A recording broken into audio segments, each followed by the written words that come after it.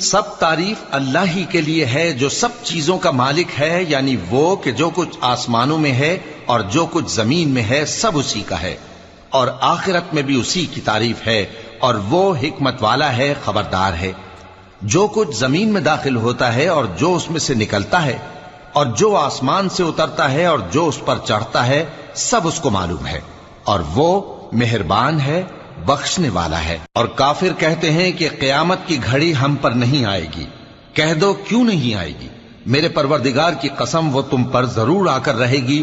وہ پروردگار غیب کا جاننے والا ہے، ذرہ بھر چیز بھی اس سے پوشیدہ نہیں، نہ آسمانوں میں اور نہ زمین میں، اور کوئی چیز ذرے سے بھی چھوٹی یا بڑی نہیں مگر کتاب روشن میں لکھی ہوئی ہے، اس لیے کہ جو لوگ ایمان لائے اور عمل نیک کرتے رہے ان کو بدلہ دے۔ یہی ہیں جن کے لیے بخشش اور عزت کی روزی ہے، اور جنہوں نے ہماری